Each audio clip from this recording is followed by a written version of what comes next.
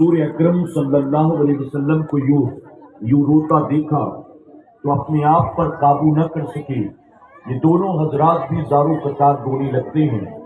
کچھ دیر کے بعد جب حضور اکرم صلی اللہ علیہ وسلم نے رونا بند کیا تو مولا کائنات مولا علی کرم اللہ وجہ الکریم بہت ادب سے عرض کرتے ہیں، یا رسول اللہ صلی اللہ علیہ وسلم، اس وقت گھر میں آپ کے سوا کوئی اور موجود نہیں، آپ آخر اکیلے میں یہاں بیٹھ کر کیوں کر روتے ہیں؟ تو حضور اکرم صلی اللہ علیہ وسلم نے فرمایا کہ اے علی، معراج کی شب میں نے اپنی امت کی عورتوں کو مختلف طرح کے عذابات میں مبتلا پایا۔ مجھے اپنی امت کی وہ عورتیں جب یاد آتی ہیں تو میں انہیں یاد کر کے یوں ہی رونے لگتا ہوں۔ خاتون جنت حضرت فاطمہ الزہرا رضی اللہ تعالیٰ عنہ نے عرض کیا، اے اللہ کے پیارے محبوب صلی اللہ علیہ وسلم، آپ ہمیں یہ بتائیں کہ آپ کی امت کی عورتوں پر کس طرح کا عذاب ہو رہا تھا۔ اب آپ تمام کی توجہ چاہتا ہوں۔ اللہ کے پیارے محبوب صلی اللہ علیہ وسلم نے فرمایا، فاطمہ، جب میرا گزر آسمانوں سے ہوا تو میں نے دیکھا میری امت کی عورتوں کی ایک جماعت ایسی ہے جن کو سر کے بالوں کے بل جہنم کی آگ میں لٹکایا گیا ہے۔ نیچے سے فرشتے آگ کا عذاب دے رہی ہیں اور اس آگ کی وجہ سے ان کے سر جو ہیں ہنڈیا کی طرح کھولتے ہوئے نظر آ رہی ہیں۔ پھر حضور اکرم صلی اللہ علیہ وسلم فرماتے ہیں، جب میں کچھ آگے بڑھا تو میں نے دیکھا میری امت کی عورتوں کی ایک جماعت ایسی ہے جن کو ان کی زبان کے بل جہنم کی آگ میں لٹکایا گیا ہے اور نیچے سے فرشتے انہیں آگ کا عذاب دے رہے ہیں۔ پھر حضور اکرم صلی اللہ علیہ وسلم فرماتے ہیں، میں کچھ اور آگے بڑھا تو میں نے دیکھا میری امت کی عورتوں کی ایک جماعت ایسی ہے جن کو جہنم میں ان کے سینوں کے بل لٹکایا گیا ہے اور نیچے سے فرشتے انہیں آگ کا عذاب دے رہی ہیں۔ پھر حضور اکرم صلی اللہ علیہ وسلم فرماتے ہیں، میں کچھ اور آگے بڑھا تو میں نے دیکھا میری امت کی عورتوں کی ایک جماعت ایسی ہے جن کے پیروں کو ان کے سینوں سے باندھا گیا ہے اور ان کے ہاتھوں کو ان کی پیشانی سے باندھ دیا گیا ہے اور ان پر جہنم کا عذاب ہوتا ہے۔ پھر حضور اکرم صلی اللہ علیہ وسلم فرماتے ہیں، میں کچھ اور آگے بڑھا تو میں نے دیکھا میری امت کی عورتوں کی 5ویں جماعت ایسی ہے جن کا یہ حال ہے کہ ان کا پورا جسم جو ہے وہ گدھے کی شکل میں تبدیل کر دیا گیا ہے اور ان کے چہرے خنزیر کی مانند ہیں، ان کے پورے جسم کے اوپر سانپ اور بچھو لپٹے ہوئے ہیں، حالانکہ وہ عورتیں ہیں۔ پھر حضور اکرم صلی اللہ علیہ وسلم فرماتے ہیں، میں کچھ اور آگے بڑھا تو میں نے دیکھا میری امت کی عورتوں کی ایک جماعت ایسی ہے جن کو ان کے گناہوں کے سبب کتوں کی شکل میں تبدیل کر دیا گیا ہے، کتوں کی شکل میں ان کے پورے جسم کو تبدیل کر دیا گیا، ان کی شکل و صورت کو تبدیل کر دیا گیا اور ان پر جہنم کا عذاب مسلط کر دیا گیا۔ حضور اکرم صلی اللہ علیہ وسلم نے ایک ایک کر کے اپنی امت کی عورتوں کے ان 6 جماعت اور 6 عذاب کا تذکرہ فرماتے ہیں اور فرماتے ہیں کہ جب بھی اپنی امت کی ان عورتوں کو میں یاد کرتا ہوں میں انہیں یاد کر کے رونے لگتا ہوں۔ اللہ اکبر۔ خاتون جنت حضرت فاطمہ الزہرا رضی اللہ تعالیٰ عنہ عرض کرتی ہیں، یا رسول اللہ صلی اللہ علیہ وسلم، آپ کی امت کی عورتوں پر یہ جو عذاب ہو رہا تھا، آخر اس عذاب کی وجہ کیا تھی؟ ان کے کون سے گناہ تھے جس کی وجہ سے ان پر یہ جہنم کا عذاب ہو رہا تھا؟ اے خاتون جنت کی کنیزوں، آپ تمام کی توجہ چاہتا ہوں اور بس یہی بات سمجھانا چاہتا ہوں کہ آخر جہنم میں عورتوں کو عذاب ہو رہا تھا تو کن گناہوں کی وجہ سے ہو رہا تھا؟ ایک مقام پر حضور اکرم صلی اللہ علیہ وسلم نے یہاں تک فرمایا کہ میں نے معراج کی رات جہنم میں سب سے زیادہ اپنی امت کی عورتوں کو دیکھا ہے۔ اللہ اکبر۔ یعنی مرد بھی یقیناً اپنے گناہوں کے سبب جہنم میں ڈالے جائیں گے، لیکن میرے آقا فرماتے ہیں کہ میری امت کے مردوں کے مقابلے میری امت کی عورتوں کو زیادہ جہنم کی آگ میں ڈالا جائے گا۔ پھر صحابہ نے عرض کیا کہ یا رسول اللہ صلی اللہ علیہ وسلم، آخر عورتیں جہنم کی آگ میں زیادہ کیوں ڈالی جائیں گی؟ کیا وہ اللہ اور اس کے رسول صلی اللہ علیہ وسلم کی نافرمان ہوں گی؟ تو میرے آقا صلی اللہ علیہ وسلم نے فرمایا نہیں نہیں، اللہ اور اس کے رسول کی نافرمانی کے سبب وہ جہنم میں نہیں جائیں گی، بلکہ وہ اپنے شوہر کی ناشکری ہوں گی۔ اپنے شوہروں کے ناشکرے پن کی وجہ سے عورتیں کثرت کے ساتھ جہنم کی آگ میں ڈالی جائیں گی۔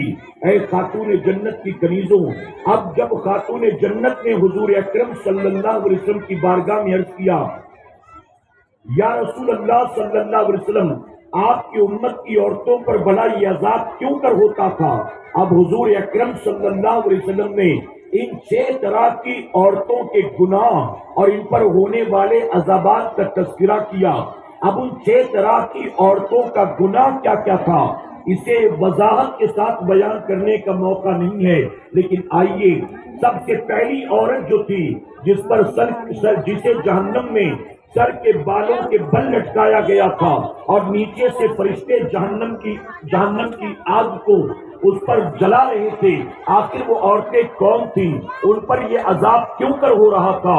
اللہ کے پیارے محبوب صلی اللہ علیہ وسلم فرماتے ہیں میری امت کی وہ عورتیں جو دنیا میں غیر مردوں کے سامنے اپنے بالوں کی نمائش کیا کرتی ہیں، اپنے بالوں کو کھول کر، اپنے بالوں کو سنوار کر، اپنے بالوں کو بکھیر کر گلی محلوں میں گھوما پھرا کرتی ہیں، کل بعد مرنے کے ان عورتوں کو ان کے سر کے بالوں کے بل جہنم کی آگ میں لٹکایا جائے گا اور نیچے سے جہنم کا عذاب مسلط کر دیا جائے گا۔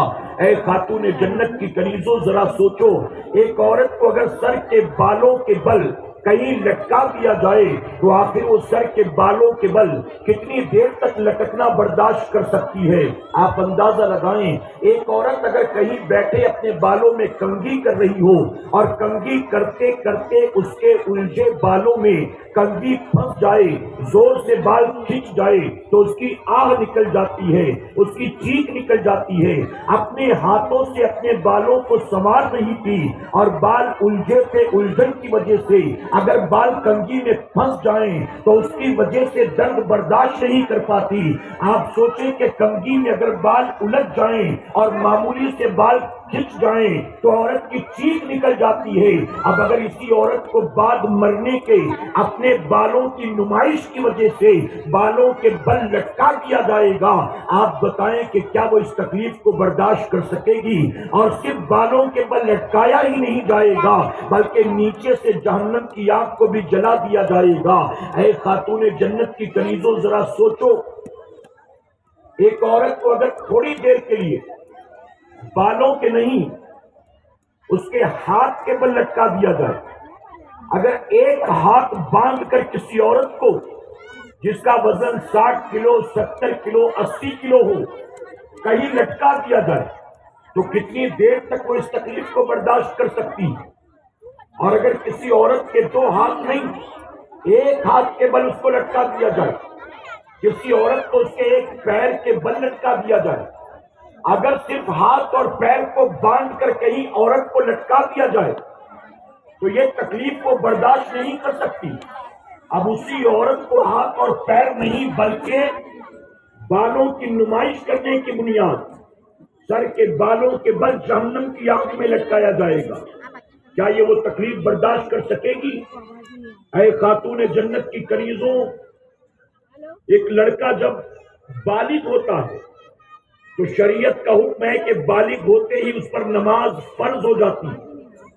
اب وہ لڑکا بالغ ہوتے ہی نمازوں کی پابندی کرے گا، لیکن ایک لڑکی جب بالغ ہوتی ہے تو لڑکی پر ایک چیز نہیں بلکہ بالغ ہوتے ہی 2 چیزیں فرض ہو جاتی ہیں، اور وہ 2 چیزیں کیا ہیں؟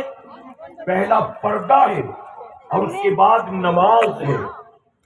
لڑکا بالغ ہو تو اس پر ایک ہی چیز فرض اور وہ ہے نماز، لیکن کوئی لڑکی بالغ ہو جائے تو اس پر بیک وقت 2 چیزیں فرض ہو جاتی ہیں، پردہ اور ساتھ ہی نماز۔ آج بتائیے ہماری سوسائٹی میں کتنے % عورتیں ہیں جو پردہ کرتی ہیں، کتنے % عورتیں ہیں جو نمازوں کی پابندی کرتی ہیں؟ اللہ اور اس کے رسول صلی اللہ علیہ وسلم کے فرمان پر عمل کرتی، قرآن و سنت کے مطابق اپنی زندگی کو گزارتی۔ آج دنیا میں کچھ عورتوں نے یہ نعرہ لگایا، میرا جسم میری مرضی، جسم میرا ہے، میں اس کا چاہے جو کروں، میں کسی پر ظاہر کرنا چاہوں تو ظاہر کروں، میں کسی پر ظاہر نہ کرنا چاہوں تو ظاہر نہ کروں، میں جسم کی نمائش کروں، میں اپنا جسم کسی کے بھی حوالے کر دوں، جسم میرا ہے تو مرضی میری چلے گی۔ یاد رکھیں یہ سوچ اور فکر ایک مسلمان کی ہرگز ہو ہی نہیں سکتی۔ مسلمان کا ماننا تو یہ ہے کہ نہ یہ جسم میرا ہے، نہ یہ زندگی میری ہے، بلکہ میری زندگی کا مالک و مختار صرف اور صرف میرا رب ہے، وہی خالق ہے، وہی مالک ہے، وہی میرے جسم پر بھی اختیار رکھتا ہے، وہی میری زندگی پر بھی قدرت رکھتا ہے۔ اور جب خالق و مالک وہ ہے تو ظاہر ہے کہ پھر مجھے حق نہیں ہے کہ میں اس کا استعمال اپنی مرضی کے مطابق کروں۔ جب اس نے مجھے یہ جسم عطا کیا، اس نے مجھے خوبصورت چہرہ عطا کیا، اس نے میرے ہاتھ پاؤں میں طاقت پیدا کی، اس نے مجھے یہ زندگی عطا کی، تو یہ ساری چیزیں یقیناً اس کی نعمت ہیں۔ اور جب نعمت اس نے عطا کی ہے تو ان نعمتوں کا حق نہیں ہے کہ میں اپنی مرضی کے مطابق استعمال کروں، بلکہ اللہ ہی جب خالق و مالک ہے تو اس کا استعمال میری مرضی سے نہیں ہوگا، بلکہ دینے والے مولا کی مرضی کے مطابق ہوگا۔ اور بتائیے کیا اللہ نے جسم کی نمائش کرنے کی اجازت دی ہے؟ کیا اللہ نے عورت کو سج سور کر گھر سے نکلنے کی اجازت دی ہے؟ کیا اللہ نے عورت کو راستے میں پاؤں پٹک کر چلنے کی اجازت دی ہے؟ غیر محرم مردوں سے مسکرا کر باتیں کرنے، باہوں میں باہیں ڈال کر ان کے ساتھ گھومنے پھرنے کی اجازت دی ہے؟ اے خاتون جنت کی کنیزوں، بعض عورتوں کا یہ کہنا ہے اللہ نے ہمیں حسن دیا ہے، اللہ نے ہمیں خوبصورتی دی ہے، اللہ نے ہمیں بہترین رنگ اور چہرہ اور شکل صورت عطا کیا ہے، تو یہ چھپانے کے لیے نہیں ہے بلکہ یہ دکھانے کے لیے ہے۔ یقیناً آپ کا حسن دکھانے کے لیے ہے، آپ کے بال دکھانے کے لیے ہیں، آپ کا چہرہ دکھانے کے لیے ہے، لیکن آپ اسے کسے دکھا سکتی ہیں یہ بھی تو ذرا دیکھ لیں۔ آپ اڑوس پڑوس کے غیر محرم مردوں کو نہیں دکھا سکتی، کالج فرینڈ کو نہیں دکھا سکتی، اپنے منگیتر کو نہیں دکھا سکتی، کسی معاذ اللہ بوائے فرینڈ کو نہیں دکھا سکتی۔ اگر آپ کو دکھانے کا حق ہے تو صرف اپنے شوہر کے سامنے، اپنے والد کے سامنے، اپنے بھائی کے سامنے، اپنے نانا دادا کے سامنے، اپنے چاچا ماموں کے سامنے، اپنے بیٹے کے سامنے، اپنے بھتیجے بھانجے کے سامنے آپ چہرہ کھول کر آ سکتی ہیں۔ اگر آپ کے بال کھلے بھی رہ گئے تو آپ کی کوئی پکڑ نہیں ہوگی، آپ کے ہاتھ نظر بھی آ گئے آپ کی کوئی پکڑ نہیں ہوگی، آپ کا چہرہ نظر بھی آ گیا آپ کی کوئی پکڑ نہیں ہوگی۔ لیکن آپ مارکیٹ میں جائیں چہرہ کھول کر، آپ منگنی میں جائیں بال بکھیر کر، آپ ولیمے میں جائیں سج سور کر، ہرگز شریعت نے اس بات کی اجازت نہیں دی ہے۔ اگر آپ چاہتی ہیں کہ دنیا والے دیکھیں آپ کتنی خوبصورت ہیں، دنیا والے دیکھیں آپ کے بال کتنے کالے گھنے اور لمبے ہیں، دنیا والے دیکھیں آپ کی رنگت کتنی چمکدار ہے، دنیا والے دیکھیں آپ کی آنکھیں، آپ کے ہونٹ کتنے خوبصورت ہیں، تو یاد رکھنا اگر دنیا والوں کے درمیان نمائش کرنے کی آپ امید رکھتی ہیں اور دنیا والوں سے واہواہی لوٹنا چاہتی ہیں تو آپ کو یقیناً دنیا میں واہواہی مل جائے گی، تعریف مل جائیں گے، آپ کے چاہنے والے مل جائیں گے، آپ کے حسن و جمال پر جان چھڑکنے والے مل جائیں گے۔ لیکن اسی کے ساتھ یہ بھی یاد رکھنا اس مختصر زندگی میں آپ کی زلفوں پر مرنے والے، آپ کے چہرے کی تعریف کرنے والے، آپ کے ہونٹوں اور آنکھوں پر جان دینے کی بات کرنے والے دنیا میں سینکڑوں نہیں ہزاروں مل جائیں گے، لیکن جیسے ہی جسم سے روح کا رشتہ ٹوٹے گا اور آپ کے گھر والے آپ کو کاندھے پر اٹھا کر لے جائیں گے اور قبر کے حوالے کر کے لوٹیں گے تو اسی وقت سے آپ پر عذاب مسلط کر دیا جائے گا۔ گا. اور یاد رکھنا دنیا میں تعریف کرنے والے آپ کے ہزاروں نہیں لاکھوں ہوں، جب قبر میں آپ کی بے پردگی کی وجہ سے، آپ کی بے حیائی بے غیرتی کی وجہ سے، آپ کے جسم اور زلفوں کی نمائش کی وجہ سے آپ پر عذاب مسلط کیا جائے گا، تو آپ پر جان چھڑکنے کی باتیں کرنے والے، آپ پر مر مٹنے کے دعوے کرنے والے کوئی ایک بھی آپ کو قبر میں آ کر قبر کے عذاب سے ہرگز بچا نہیں سکتا. اے خاتون جنت کی کنیزوں، صوفیہ فرماتے ہیں کہ ایک عورت جو دنیا میں بے پردہ، بے حیا، بے غیرت بن کر، بے شرم بن کر گھومتی پھرتی، آتی جاتی، چلتی پھرتی ہے، جب وہ عورت مر جاتی ہے، زندگی بھر بے پردہ رہی، اس کو قبر میں بے پردہ دفن نہیں کیا جاتا بلکہ اس کو کفن دیا جاتا ہے. جب 22 گز کے لٹھے میں اس مرنے والی بے حیا عورت کو لپیٹا جاتا ہے تو آسمان کے فرشتے ایک دوسرے کو دیکھ کر مسکراتے ہیں اور مسکرا کر کہتے ہیں کہ ذرا دیکھو تو صحیح سے اس بے غیرت کو، اس بے شرم کو، اس بے پردہ کو. جب تک سانسیں چلتی رہی، جب تک دل دھڑکتا رہا، جب تک کہ رب نے زندگی دی تھی، اس نے کوئی پردہ نہیں کیا، اس نے کوئی شرم نہیں کی، اس نے کوئی حیا نہیں کی.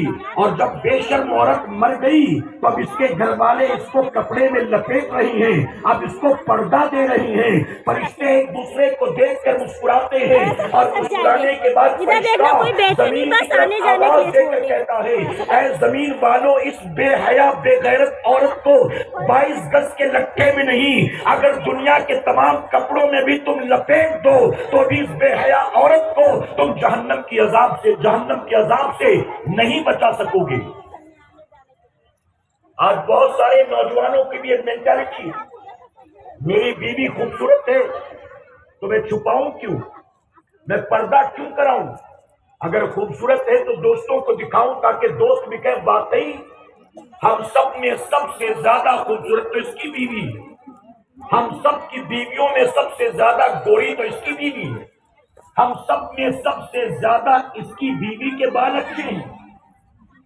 بعض لوگ دین سے دوری کی وجہ سے اپنی بیویوں کو بے پردہ بے حیا بنا کر گھماتے پھراتے، اور کچھ ماؤں کی بھی مینٹلٹی ایسی ہے، اگر بیٹی پردہ کرنے کی کوشش کرے، کہیں شادی میں جانا ہے، کہیں رشتہ داری میں جانا ہے، تو مائیں اپنی بیٹیوں سے کہتی ہیں کہ بیٹا برقع پہن کر حجاب لے کر جانے کی کوئی ضرورت نہیں، تھوڑا سچ سنور جا، تھوڑا بال بنا لے، کچھ تو پاؤڈر کریم لگا لے چہرے پر. وہ یہ سوچتی ہیں کہ بیٹیاں پردے میں رہیں گی، لوگ ان کا حسن نہیں دیکھیں گے، چہرہ نہیں دیکھیں گے تو رشتہ کیسے آئے گا. اور بیٹیوں کو شادیوں میں سجا کر لے جاؤں گی، نکاح و ولیمے اور پارٹی میں سجا کر لے جاؤں گی، اس کو جگہ میں ہلدی مہندی میں سجا دجا کر لے جاؤں گی. 4 عورتیں دیکھیں گی تو میری بیٹی کے حسن و جمال کی بنیاد اسے بھی رشتے آنے شروع ہو جائیں گے.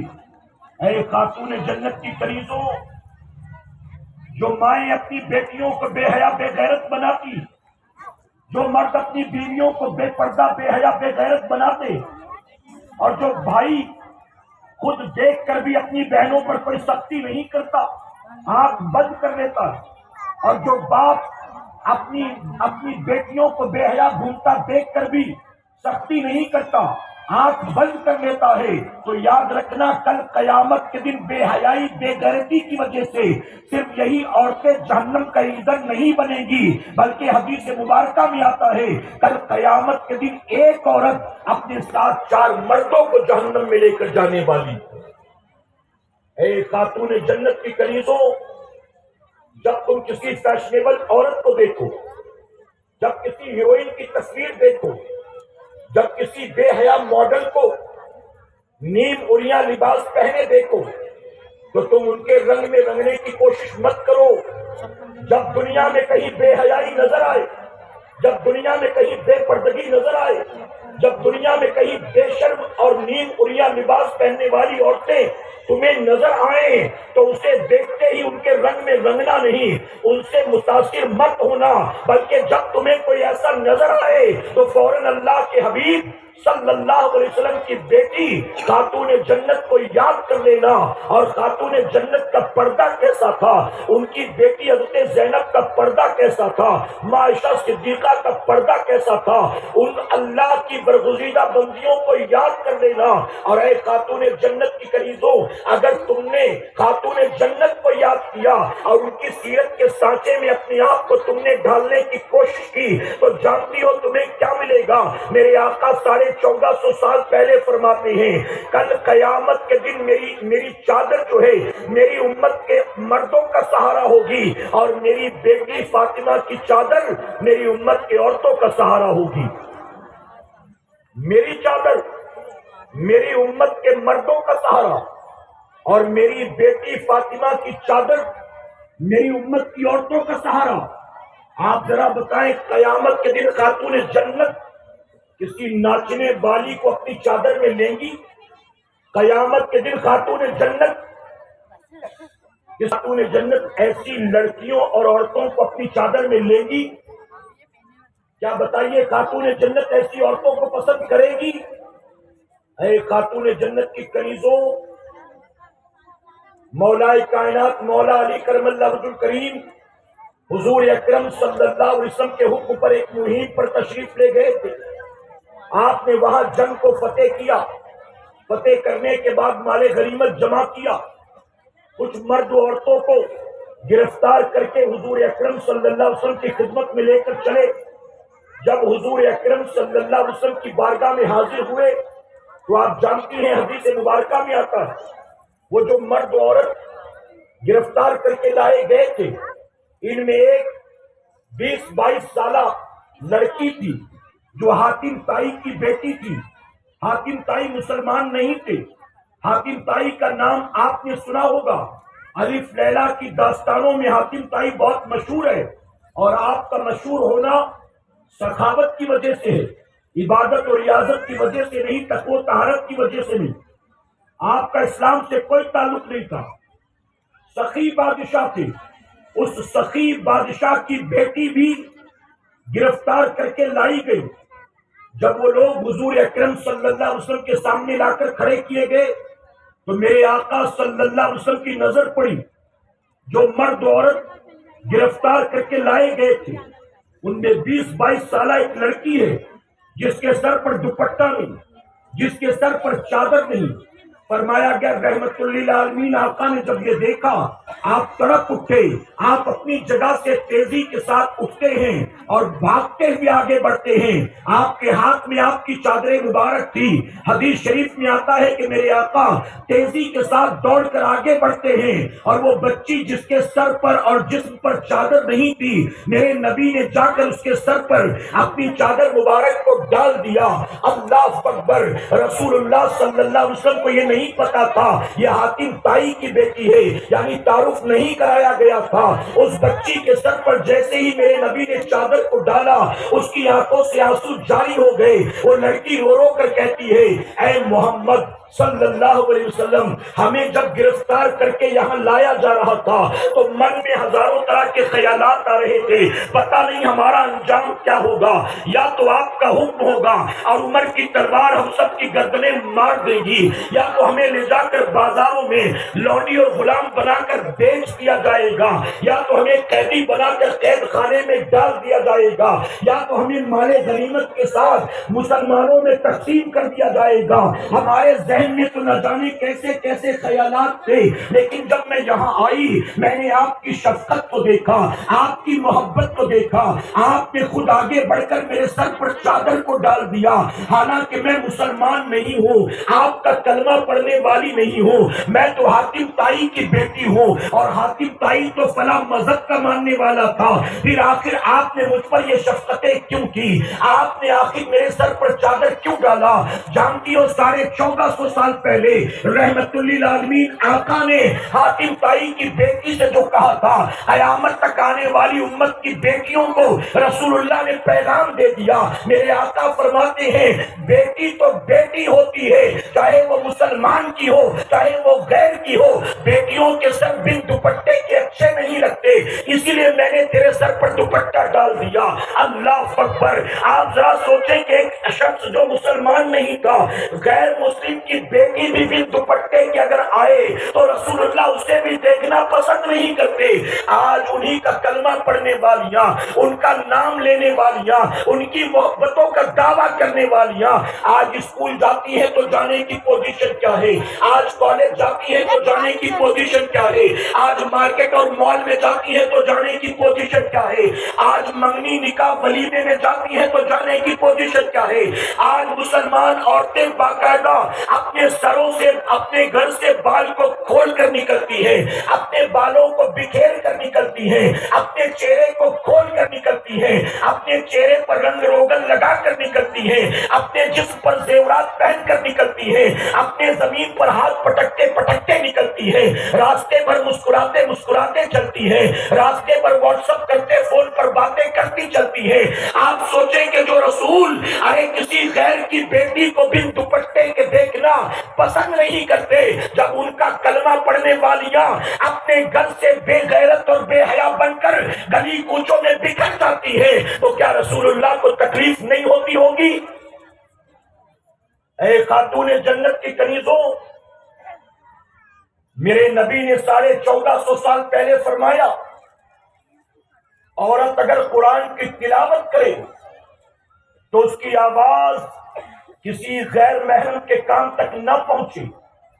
جب قرآن کی تلاوت میں آواز، عورت کی آواز کا یہ پردہ کہ قرآن کی تلاوت کی آواز بھی کسی غیر کے کان تک نہ پہنچے، پھر اگر یہی عورت ویڈیو بنا کر وائرل کر رہی ہو، یہی عورت روزانہ اپنے ڈی پی اور اسٹیٹس پر اپنی تصویریں لگا رہی ہو، یہی عورت غیر محرم دوستوں کے ساتھ منگیتر ہو، بوائے فرینڈ ہو، کلیگ ہو، پڑوسی ہو،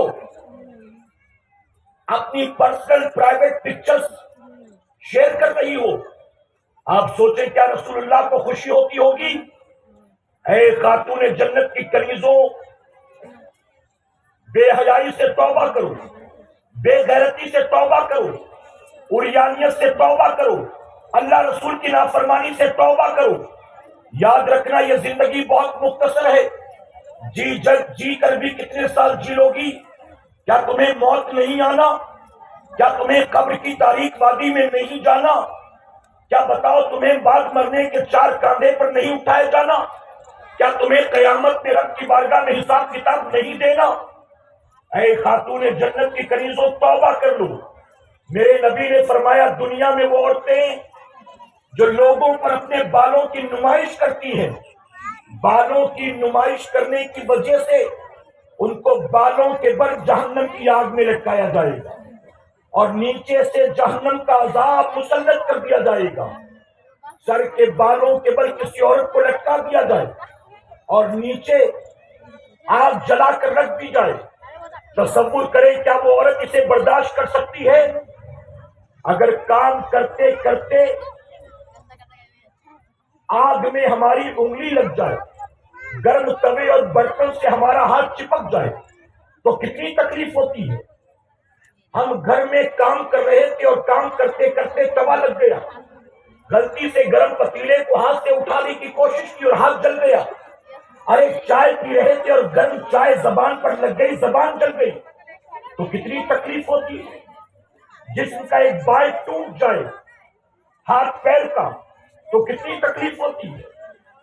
پلکوں کا بال ٹوٹ کر آنکھوں میں چلا جائے تو کتنی تکلیف ہوتی ہے۔ ایک معمولی سی چیٹی کان میں چلی جائے تو کتنی تکلیف ہوتی ہے۔ اگر 2-3 گھنٹے سر میں درد ہو تو کتنی تکلیف ہوتی ہے۔ آپ ذرا سوچیں کہ دنیا کی معمولی تکلیفیں یہ نرم و نازک بدن برداشت نہیں کر سکتا، اور جب بعد مرنے کے اپنے گناہوں کے سبب اسی پر جہنم کا عذاب مسلط کر دیا جائے گا، تو کیا یہ نرم و نازک بدن جس کو سنوارنے اور سجانے میں نہ جانے کتنے جتن کیے تھے، یہ تکلیفیں برداشت کر سکے گا؟ اے خاتون جنت کی کنیزوں، عالمی تحریک سنی دعوت اسلامی کے اس اجتماع میں آئی ہو، بھیڑ دیکھنے کے لیے نہیں، میلہ دیکھنے کے لیے نہیں، کون آیا تھا کون نہیں آیا تھا اس کا حساب لینے کے لیے نہیں، بلکہ اپنی زندگی کو بدلنے کی نیت سے آؤ، اپنے دل کی دنیا میں انقلاب پیدا کرنے کی کوشش کرو، یہ تہیہ کر کے بیٹھو۔ آج سنی دعوت اسلامی کے اس اجتماع میں منبر رسول سے ہمیں جو پیغام دیا جائے گا، اس پیغام کو دل کے نیا خانے میں جگہ دیں گے، اپنی زندگی کو اسی کے مطابق گزارنے کی کوشش کریں گے، اپنی زندگی سے بے حیائی بے غیرتی کا، اللہ رسول کی نافرمانی کا، ہر حرام و ناجائز کاموں کا خاتمہ کریں گے، اپنے آپ کو قرآن و سنت کے راستے پر چلانے کی کوشش کریں گے، اپنے آپ کو اللہ رسول کی نافرمانی سے بچانے کی کوشش کریں گے۔ اے خاتون جنت کی کنیزوں، خاتون جنت حضرت فاطمہ الزہرا رضی اللہ تعالیٰ عنہا پوری زندگی پردہ کرتی رہی، پوری زندگی پردہ کرتی رہی، کبھی کسی غیر محرم نے آپ کا چہرہ تو دیکھنا دور کی بات، آپ کے جسم کا کوئی حصہ بھی نہیں دیکھا، اگرچہ پردے کی حالت میں کسی غیر محرم نے کبھی خاتون جنت کو نہیں دیکھا۔ جب آپ کی زندگی کا آخری وقت آیا، آپ اپنے شوہر مولا کائنات مولا علی کرم اللہ وجہ کریم سے عرض کرتی ہیں کہ اے علی، جب میرا انتقال ہو جائے تو میری تمنا یہ ہے کہ میرا جنازہ رات کے اندھیرے میں اٹھایا جائے۔ آپ نے یہ روایت، آپ نے یہ حدیث مبارکہ پہلے بھی کئی بار سنی ہوگی، لیکن اس کے ضمن میں جو بات عرض کرنا چاہتا ہوں توجہ کے ساتھ آپ سنیں اور دل کے نیا خانے میں جگہ دیں۔ اپنے شوہر نامدار سے کہتی ہے کہ میں چاہتی ہوں کہ میرا انتقال جب ہو جائے تو میرا جنازہ رات کے اندھیرے میں اٹھائیے گا۔ مولا کائنات نے فرمایا فاطمہ تو ایسا کیوں چاہتی ہے؟ دن کے اجالے میں سہولت ہوگی، آسانی ہوگی، رات کے اندھیرے میں تو پریشانی ہوگی، تو کیوں چاہتی ہے کہ تیرا جنازہ رات کے اندھیرے میں اٹھایا جائے؟ خاتون جنت عرض کرتی ہیں کہ اے علی، میں نے زندگی بھر غیر محرم کی نگاہوں سے اپنے آپ کو چھپائے رکھا، آج تک کوئی یہ نہ جان سکا کہ فاطمہ گوری ہے کہ کالی، فاطمہ لمبی ہے کہ چھوٹی، فاطمہ پتلی دبلی ہے کہ موٹی، آج تک کوئی غیر محرم یہ نہ جان سکا کہ فاطمہ کا جسم کیسا، رنگت کیسی، چہرہ کیسا۔ اے علی، میں چاہتی ہوں کہ میرے انتقال کے بعد اسی پردے کے ساتھ میں دنیا سے چلی جاؤں کہ بعد مرنے کے بھی کسی کو پتہ نہ چلے کہ فاطمہ کا رنگ کیسا تھا، فاطمہ کا قد کیسا تھا، فاطمہ کا جسم کیسا تھا۔ اے خاتون جنت کی کنیزوں، ذرا سوچو، جب تک ان کے اختیار میں تھا انہوں نے جیتے جی پوری زندگی پردہ کیا، اور جب بات ان کے اختیار سے باہر ہونے والی تھی تو آپ پہلے ہی وصیت کرتی ہے کہ میرے انتقال کے بعد میرا جنازہ رات کے اندھیرے میں اٹھایا جائے تاکہ اسی پردے کے ساتھ میں دنیا سے رخصت ہو جاؤں۔ ارے وہ جیتے جی ہی نہیں بلکہ مرنے کے بعد بھی پردے کی فکر کرتی ہے، اور ہمارے گھر کی عورتوں کا حال یہ ہے، ہمارے گھر کی بیٹیوں کا حال یہ ہے، ہمارے گھر کی بہوؤں کا حال یہ ہے۔ ارے مرنے کے بعد کیا ہوگا اس کی فکر تو درکنار، ہم تو جیتے جی بھی کبھی پردے کی فکر نہیں کرتے الا ماشاء اللہ۔ اسی لیے حدیث شریف میں آتا ہے جب قیامت کے دن خاتون جنت کے جنت میں جانے کی باری آئے گی تو اللہ کا منادی اعلان کرے گا، اے اہل محشر، اپنی نگاہیں جھکا لو کہ اللہ کے حبیب کی بیٹی جنت میں داخل ہو رہی ہے۔ اہل محشر نگاہیں جھکائیں گے اور خاتون جنت جنت میں تشریف لے جائیں گی، اور جنت میں جانے کا حال یہ ہوگا کہ فرمایا گیا 70,000 حوروں کے جھرمٹ میں یا 70,000 خواتین کے مجمع میں آپ کو جنت میں داخل کیا جائے گا، یعنی آپ کے ساتھ 70,000 عورتیں ہوں گی۔ اگر کسی کی نظر اٹھ بھی جائے تو 70,000 کی بھیڑ میں کوئی پہچان نہ سکے کہ خاتون جنت اس میں کون ہے۔ آپ سوچیں، جس نے جیتے جی اپنے پردے کی اتنی فکر کی، میرے کریم نے اس کے انتقال کے بعد بھی اس کی خاطر پردے کا یہ انتظام فرما دیا۔ آج ہم گانا گا رہے ہیں، آج ہم ٹی وی سیریل دیکھ رہے ہیں، آج ہم ویب سیریز دیکھ رہے ہیں، آج ہم یوٹیوب پر لگے ہوئے ہیں۔ اب تو قوم مسلم کی بچیوں کی بے حیائی بے غیرتی کا عالم یہ ہے کہ باقاعدہ مسلمانوں کی بیٹیاں برقع پہن کر چہرہ ڈھانپ کر ڈانس کرتی ہیں اور اپنا ویڈیو بنا کر دنیا بھر میں وائرل کرتی ہیں۔ یہ تم نے برقع کیوں پہن رکھا؟ آخر اپنی پہچان چھپانے کے لیے یا شرم حیا کی بنیاد؟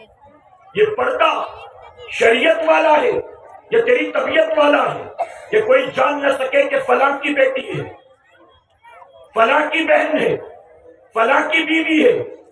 اے خاتون جنت کی کنیزوں، توبہ کرو، ہوش کے ناخون لو، یہ زندگی بہت مختصر ہے۔ اپنے آپ کو بے حیائی سے، اپنے آپ کو بے غیرتی سے، اپنے آپ کو بے پردگی سے بچانے کی کوشش کرو۔ آپ جانتی ہو جب مائیں نیک ہوتی ہیں، مائیں شرم و حیا کی پیکر ہوتی ہیں، مائیں اللہ رسول کی وفادار ہوتی ہیں، مائیں قرآن و سنت پر عمل کرنے والی ہوتی ہیں، اللہ ان کی کوکھ کو اتنا پاک فرما دیتا ہے، اتنا پاک فرما دیتا ہے کہ ایسی ماؤں کی کوکھ سے نچنیے گویے پیدا نہیں ہوتے، شرابی زانی پیدا نہیں ہوتے، بلکہ جب مائیں نیک ہوتی ہے اللہ کسی کو اولاد کی شکل میں عبد القادر جیلانی جیسا بیٹا عطا کرتا ہے اور کسی کو شیر محسود ٹیپو سلطان جیسی اولاد عطا فرماتا ہے۔ ایک صحابی بیان کرتے ہیں، میں تقریباً 20 سال تک خاتون جنت کی بیٹی حضرت زینب رضی اللہ تعالیٰ عنہ کا پڑوسی تھا۔ 20 سال میں ان کے پڑوس میں رہا۔ کہتے ہیں 20 سالوں میں میں نے کبھی بھی حضرت زینب کو اپنے گھر سے باہر نکلتا نہیں دیکھا۔ وہ بیان کرتے ہیں کہ ایک مرتبہ حضرت زینب کی طبیعت بہت زیادہ خراب ہوئی۔ ان کے شوہر نے کہا زینب چلو میں تمہیں دوا دلا دیتا ہوں۔ تو حضرت زینب کہتی ہے کہ ایک کام کریں، آپ جائیں، آپ طبیب کو جا کر بتا دیں کہ مجھے مرض کیا ہے، مجھے تکلیف کیا ہے، آپ میری تکلیف بتا کر میرے لیے دوا لے آئیں۔ شوہر نے کہا زینب بیمار ہو، ایسے میں شریعت نے اجازت دی ہے، تم ڈاکٹر کے پاس جا سکتی ہو، چلو میں تمہیں لے چلتا ہوں کسی اچھے طبیب کے پاس۔ حضرت زینب کہتی ہے کہ ہاں میں جانتی ہوں کہ شریعت نے اجازت دی ہے، ایک عورت حالت بیماری میں ڈاکٹر کے پاس دوا لینے کی غرض سے جا سکتی ہے، میں جانتی ہوں شریعت کا حکم کیا ہے، لیکن میں یہ نہیں بھول سکتی کہ میں خاتون جنت حضرت فاطمہ الزہرا کی بیٹی ہوں۔ شریعت نے اگرچہ اجازت دی ہے لیکن اس کے باوجود میں کسی غیر محرم ڈاکٹر کے پاس نہیں جاؤں گی۔ شوہر نے کہا زینب اگر تجھے کچھ ہو گیا تو لوگ کیا کہیں گے؟ لوگ کہیں گے کہ میں نے تجھے دوا بھی نہیں دلائی۔ تو حضرت زینب کہتی ہے آپ لوگوں کی فکر نہ کریں، آپ جائیں اور جا کر آپ دوا لے آئیں، اور یاد رکھیں اگر اس بیماری کی وجہ سے، توجہ سے سنیے گا، حضرت زینب کہتی ہے اگر اس بیماری کی وجہ سے اللہ نے میری موت نہیں لکھی تو نہ دوا آپ لائیں نہ میں لاؤں، مجھے یقین ہے کہ مجھے کچھ بھی نہیں ہوگا۔ اور اگر اس بیماری کی وجہ سے اللہ نے میری موت لکھی ہے تو دوا آپ نہیں، اگر میں بھی جا کر لے آؤں تو بھی میری جان نہیں بچ سکے گی، اسی لیے آپ پریشان نہ ہوں، آپ دوا جا کر لے آئیں، میں نہیں جاؤں گی۔ اے خاتون جنت کی کنیزوں ذرا سوچو، جب مائیں شرم و حیا کی پیکر ہوتی ہیں تو اللہ انہیں بیٹیاں بھی خاتون جنت کی بیٹی حضرت زینب کی طرح عطا فرماتا ہے۔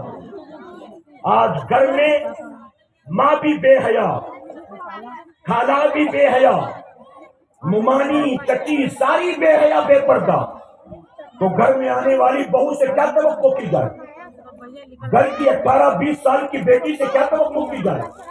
میں بہت معذرت کے ساتھ کہوں گا، میں نے راستے میں دیکھا ایک عورت بازار لینے کے لیے جاتی ہے، 40, 45, 48 سال کی عورت جب بازار جاتی ہے گھر کا سودا لینے، ایک ہاتھ میں جھولا ہوتا ہے اور ایک ہاتھ میں بچے کی انگلی تھامی ہوتی ہے، ایک ادھیڑ عمر کی عورت اس حال میں بازار جاتی ہے گھر کا سودا لینے کہ ایک ہاتھ میں گھر کا سودا ہوتا ہے اور ایک ہاتھ میں چھوٹا بچہ یا اس کی انگلی ہوتی ہے. لیکن ہمارے گھر کی 8, 9, 10 میں پڑھنے والی لڑکیاں، 11, 12 میں جانے والی بچیاں جب اپنے گھر سے اسکول کے لیے یا اپنے گھر سے کالج کے لیے نکلتی ہیں، اگرچہ انہوں نے برقع پہن رکھا ہو، اگرچہ چہرہ ڈھانپ رکھا ہو، اس کے باوجود یا تو پورے راستے واٹس ایپ پر چیٹنگ کرتی ہوئی چل رہی ہوتی ہیں یا تو پورے راستے فون پر باتیں کر رہی ہوئی چلتی ہیں. میں نے اپنی آنکھوں سے خود دیکھا ہے ایک لڑکی جب کالج سے نکلتی ہے گھر کے لیے، پورے راستے نہ جانے کس سے باتیں کرتے کرتے کرتے کرتے اپنے گھر کی گلی میں پہنچ جاتی ہے اور وہاں پہنچتے ہی کہتی ہے اب میرا گھر آ گیا، گھر پہنچ کر میسج کرتی ہوں، اب میں فون رکھتی ہوں. آپ ذرا سوچیں کہ پورے راستے کس سے باتیں کرتی رہی. اگر تو نے برقع پہن بھی رکھا ہے تو آخر یہ پردہ کس بات کا ہے؟ پورے راستے تو بے حیائی کرتی رہی ہے، پورے راستے تو نے بے غیرتی کی ہے، پورے راستے تو نے اللہ رسول کی نافرمانی کی ہے. اگرچہ کالے کپڑے سے بدن کو ڈھانپ بھی لیا، اگرچہ پہچان چھپانے کے لیے چہرہ ڈھانپ بھی لیا، لیکن پورے راستے اگر چیٹنگ کرتی رہی، اگر پورے راستے فون پر غیر محرم سے باتیں کرتی رہی، تو بتا کیا تیرے دل میں کوئی حیا ہے؟ کیا تیری نگاہوں میں کوئی شرم ہے؟ چند کپڑوں سے جسم کو ڈھانپ لینا یہی پردہ نہیں ہے، بلکہ پردہ جسم کے ساتھ ساتھ دل کا بھی ہونا چاہیے، نگاہوں کا بھی ہونا چاہیے.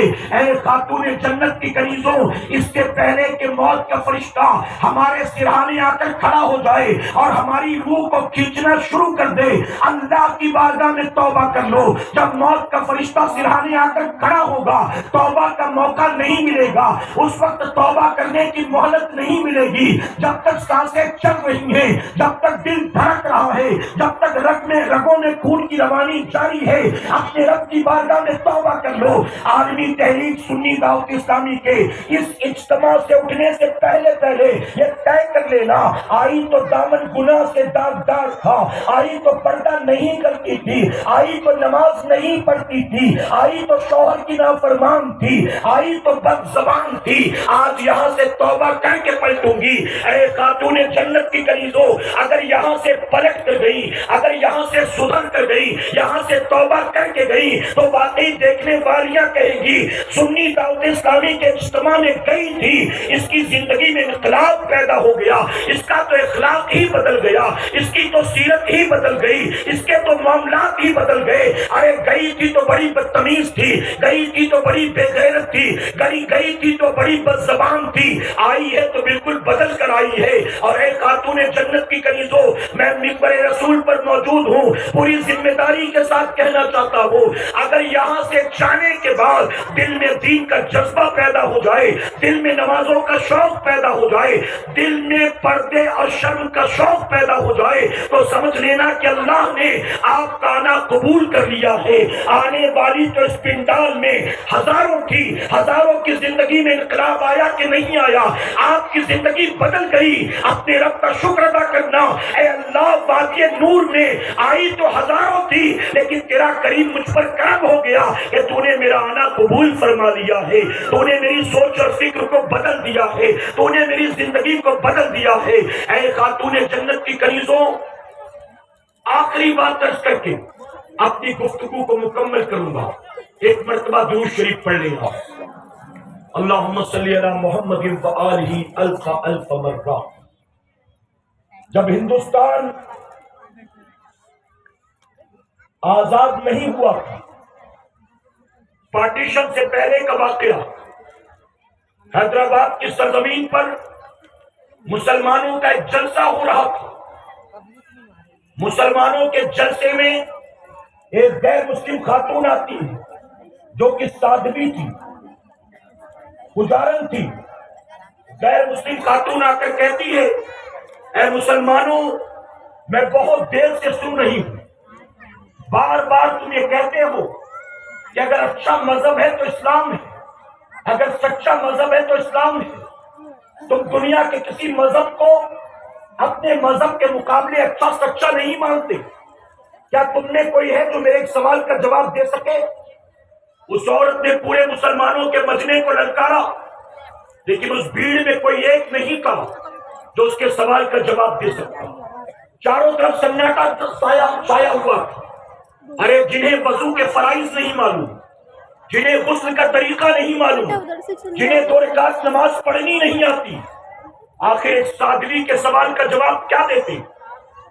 اس نے دوسری مرتبہ چیلنج کیا ہے، لوگوں یا تو میرے سوال کا جواب دو یا تو یہ دعویٰ بند کرو کہ اسلام اچھا اور سچا مذہب ہے. لوگ خاموش تھے، کسی نے جواب نہ دیا. تیسری مرتبہ کہا اس کا مطلب یہ ہے کہ تمہارا یہ دعویٰ غلط ہے، تم جو یہ کہتے ہو کہ اسلام ہی سچا اور اچھا مذہب ہے یہ جھوٹ. یا تو میری بات مانو یا تو میرے سوال کا جواب دو. جب تیسری مرتبہ اس نے مجمع کو للکارا، ایک بوڑھا دیہاتی مجمع کو چیرتا ہوا اس وقت سادھوی کے پاس آیا اور آ کر کہتا ہے کہ بیٹی پوچھ، کیا پوچھنا چاہتی ہے؟ میں کوئی عالم تو نہیں، کوئی بہت پڑھا لکھا تو نہیں، لیکن ممکن ہے کہ اپنے تجربے کی بنیاد میں تیرے سوال کا جواب دے دوں. بتا تیرا سوال کیا ہے؟ وہ سادھوی کہتی ہے کہ بابا مجھے آپ بتائیں، آپ لوگوں کا یہ ماننا ہے کہ اسلام ہی اچھا ہے، اسلام ہی سچا ہے، اس کے علاوہ کسی مذہب کو اچھا سچا آپ نہیں مانتے. اگر واقعی آپ ہی کا مذہب اچھا اور سچا ہے تو آپ کی 1450 سال کی تاریخ میں آج تک ایک ہی حسین کیوں پیدا ہوا؟ ایک حسین کے بعد آپ کی تاریخ میں دوسرا حسین پیدا نہیں ہوا. اگر آپ کا مذہب واقعی اچھا سچا ہے تو ہر گھر میں حسین ہونے چاہیے تھے، ہر ماں کی کوکھ سے حسین جیسے بیٹے جنم لینے چاہیے تھے. آپ کی 1400 سال کی تاریخ میں ایک ہی حسین کیوں؟ اگر آپ کا مذہب اچھا سچا ہے تو اور حسین کیوں نہیں آئے؟ آپ جانتی ہو اس بوڑھے آدمی نے کیا جواب دیا؟ بوڑھا آدمی کہتا ہے بیٹی تیرا سوال بالکل صحیح ہے. ہماری 1400 سالہ تاریخ میں اس ایک کربلا والے حسین کے بعد دوسرا حسین آج تک پیدا نہیں ہوا. جانتی ہے تو اس کی وجہ کیا ہے؟ وہ کہتی یہی تو جاننا چاہتی ہوں. وہ شخص کہتا ہے کہ بیٹی حسین جیسے بیٹے ہر گھر میں پیدا نہیں ہوتے. حسین جیسے بیٹے پیدا کرنے کے لیے خاتون جنت جیسی ماؤں کی ضرورت ہوتی ہے. جب سے زمین خاتون جنت جیسی ماؤں سے خالی ہو گئی تب سے حسین جیسے بیٹے بھی پیدا ہونے بند ہو گئے ہیں. اے خاتون جنت کی کنیزوں ذرا دیکھو، واقعی اس بزرگ نے بالکل صحیح کہا تھا. جب سے زمین خاتون جنت جیسی ماؤں سے خالی ہو گئی تب سے امام حسین جیسے بیٹے پیدا ہونے بند ہو گئے. اب مائیں تو آٹا بھی گھومتی ہیں تو ٹی وی سیریل چل رہا ہوتا ہے. اب مائیں روٹیاں بیلتی ہیں تو ویب سیریز چل رہا ہوتا ہے. اب تو ایف ایم آن کر کے گھر میں جھاڑو لگایا جاتا ہے. اب تو ناچ گانے کے چکر میں نمازیں قضا کر دی جاتی ہیں. اور یہی وجہ ہے جب تک خاتون جنت جیسی مائیں زمین پر موجود تھی اللہ امام حسین جیسے بیٹے عطا کر رہا تھا. اور جب سے ناچنے گانے دیکھنے والی عورتیں پیدا ہو گئی ہیں ان کی کوکھ اتنی ناپاک ہو گئی کہ اب ان کی کوکھ سے نہ کوئی امام حسین پیدا ہوتا ہے، نہ کوئی غلام حسین پیدا ہوتا ہے، نہ کوئی صلاح الدین ایوبی پیدا ہوتا ہے، نہ کوئی شیر محسود ٹیپو سلطان پیدا ہوتا ہے، نہ کوئی بابا فرید گنج شکر جیسا پیدا ہوتا ہے. اب تو ماؤں کی کوکھ سے یا تو یوٹیوبر پیدا ہوتے ہیں، یا تو انسٹاگرامر پیدا ہوتے ہیں، یا تو ٹک ٹاکر پیدا ہوتے ہیں، یا تو پب جی کے کھلاڑی پیدا ہوتے ہیں، یا تو شرابی جواری پیدا ہوتے ہیں، یا تو نچنیے گویے پیدا ہوتے ہیں. ارے جو ماں اپنی جان داؤں پر لگا کر اپنے بچے کو جنم دیتی ہے وہی بچہ جوان ہو کر اپنی ماں کو آنکھیں دکھاتا ہے، جھڑکیاں دیتا ہے، دھمکیاں دیتا ہے. آخر اس کی وجہ کیا ہے؟ اے خاتون جنت کی کنیزوں، اگر ہمارے بچے گناہ اور برائی کے راستے پر چل پڑے ہیں تو سارا قصور ان کا ہی نہیں ہے، قصوروار ہم بھی ہیں. ہم نے اپنی اولاد کو صحیح تربیت نہیں دی، ہم نے ایجوکیشن دیا، ہم نے تربیت نہیں دی، ہم نے کھانا کھلایا، ہم نے ان کے اخلاق کو سنوارنے کی کوشش نہیں کی، ہم نے ان کو دنیا کی اعلیٰ تعلیم دینے کی کوشش کرنے کے لیے بہت محنت اور جتن کیے، لیکن اپنی اولاد کو ہم نے اللہ رسول کا وفادار بنانے کی کوشش نہیں کی. اللہ اپنے محبوب پاک کے صدقے ہمیں آپ کو سب کو کہنے سننے سے زیادہ عمل کرنے کی توفیق عطا فرمائے.